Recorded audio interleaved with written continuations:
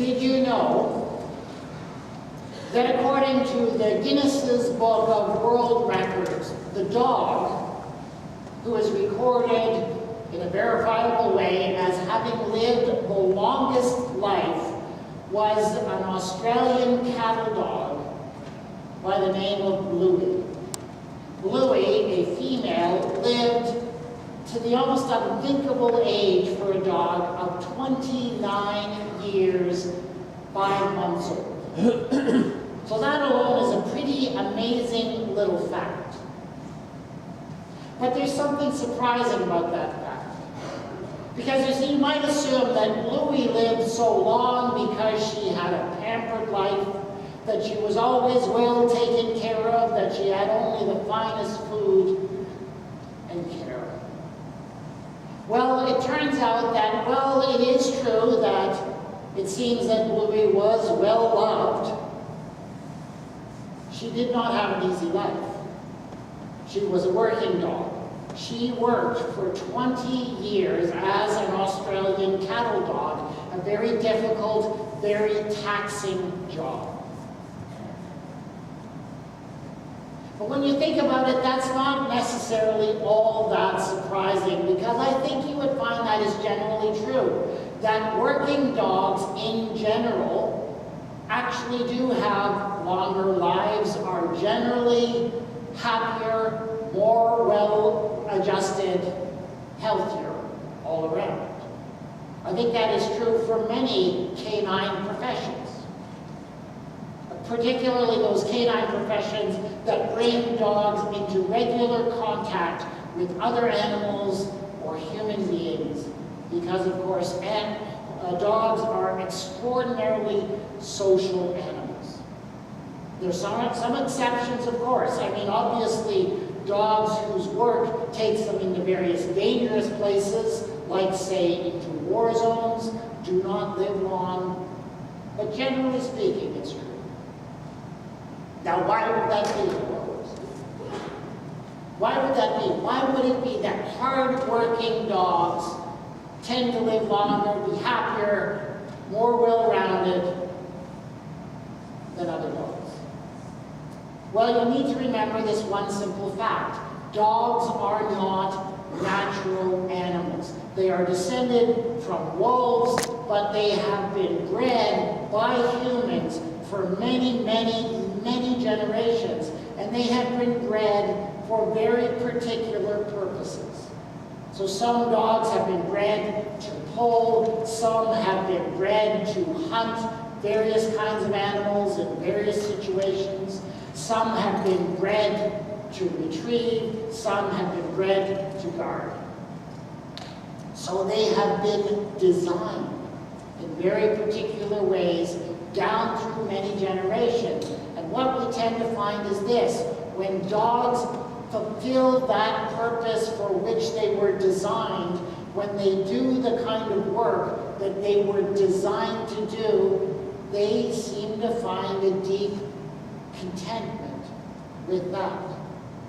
And when a dog is deprived from meaningful work, or when it is forced to do some sort of work it is not suited to, it's not quite so happy or content. Now, I know I'm being vastly overgeneralizing here. There are lots of exceptions to this. For one thing, human breeding is far from perfect, and there are some breeds that have genetic flaws in them, problems that plague that particular breed and shorten their lifespan. It is also true, and I think we also should keep this in mind, that dogs are incredibly social animals, and the number one predictor of whether or not a dog is going to be happy and healthy is whether or not it is loved. But overall, I would stick to my main point. Hard-working dogs that do what they were designed to do tend to thrive. Now, I simply throw that idea out there. I ask you to file it in the back of your mind for a few moments as I turn to another topic. Today, as we began 2018 together, we've decided that in our bulletin every week we are going to have a selection from a document called a Catechism for today. Now, a catechism is an ancient teaching document that has been used by churches and other institutions for hundreds and hundreds of years. It is a document that simply uses a very straightforward format. And that format is questions with supplied answers. That's all a catechism is, a list of questions and supplied answers. Now, this format has caused some problems, I think, throughout the history of the church, because it has led some to a false idea of what it means to be a Christian. It has led some people to think that really there are only certain questions that you are allowed to ask, and that only the supplied answers are the only acceptable answers. But that is not true. That's not what this format means. What I would say is this: these questions that appear in the Catechism are questions that the Church has found through long experience and practice to be really good questions. They're not the only questions, but they're really good questions. And the answers that are supplied, they're not the only answers, but they are answers that the Church has found to be very helpful, again, through long practice and experience. They're not final answers, but they are answers that begin to guide us in the right direction of further inquiry and further discussion. This morning we are going to look at the first question in this catechism.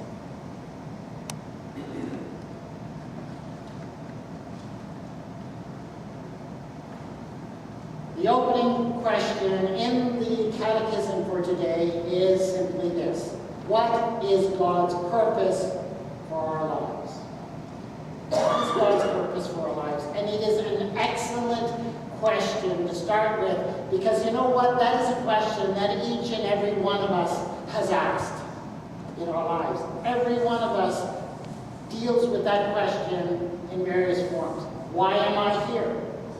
What is the meaning of life? That deep existential why that sometimes cries out within us. These are all forms of this same question. What is my purpose? But I would notice this: the way that the Catechism puts this essential question is a little bit different from how we usually put it. Because when we raise this question, we tend to raise it in a form that rebounds upon ourselves. So we tend to ask, well, what is my purpose? Why am I here?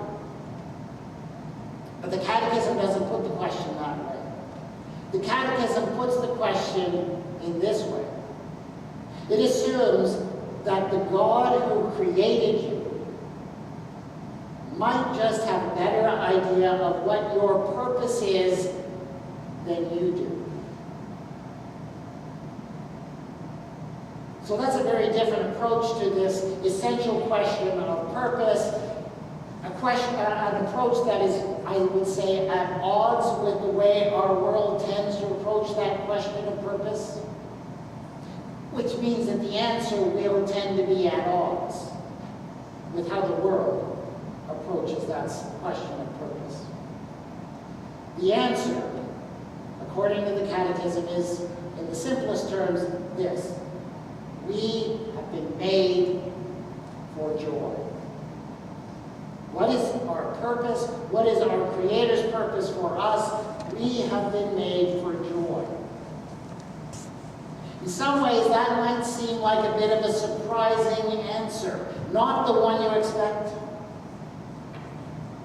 I think many Christians, many people who think they understand what Christianity is about, would not necessarily say that the first thing they think about when they think of Christian faith is joy. I mean, we Christians, I'll admit it, we Christians have a certain reputation reputation, it seems, in the world today. Many Christians have a reputation for being dour, for being serious, for being even negative or judgmental. We don't necessarily have that huge reputation for joy. So this answer might seem a little bit surprising, but I think it is deeply true. What's more, if you ask most people, where would you go in order to find joy? You'd get a variety of answers, wouldn't you? Some people would say, well, I would go to an amusement park, or I would go to a party, or maybe to a favorite restaurant, or all kinds of other places that people might think of to go to find some joy. But how many people would answer that question? Number one answer, oh, I would go to church. Some would, but I'm not sure the majority would. So it is a surprising answer to hear from a position of faith, what is the purpose God gave to you? That purpose is found in joy. But it is the right answer. Part of the reason why it's a surprising answer is because we're talking about a different kind of joy than the joy you might find by going to an amusement park or a party or a favorite place. I mean, there's no question going to such places can bring you joy, can bring you a great deal of enjoyment, and there's nothing wrong with that. I mean, we all need a bit of entertainment, we all need diversion, we all need to have fun. But the enjoyment, the joy you find in such activities tends to be fleeting, does not tend to be fully satisfying. We are talking here about a joy that is deeply satisfying. And it is a joy that I think is to be found when you are fulfilling the purpose for which you were made. It's like what I was talking about when I was talking about the various breeds of dogs. You know what? It doesn't take all that much to make a dog happy. You give a dog a bone, you give a dog a treat. You let them curl up by the fireplace. Your dog is happy, right? But there is this deep, abiding satisfaction that a dog finds in doing that work that it was bred to do. That's the kind of satisfaction, abiding joy that I'm talking about here. And if that is true when we talk about the imperfect science of human beings breeding dogs, how much more is it true when we talk about a God who created you and designed you and has a purpose for you? When you live up to that purpose that God has made you for, the promise is you will find a deep and abiding joy.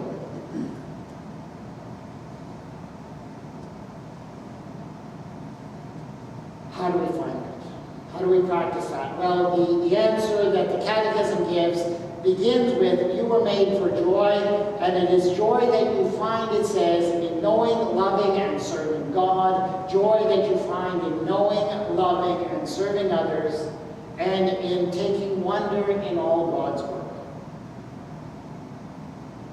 So this is what your purpose is. To know, love, and serve God and others, to take wonder in the world around you. This is what you were made for. And the promise is that when you do these things, when you connect with that deep purpose that has been placed within you, you will find an abiding joy. That is indeed the promise of the Christian faith. Of course, it raises a question. If that is the promise, why is it that so many do not find and dwell in that joy?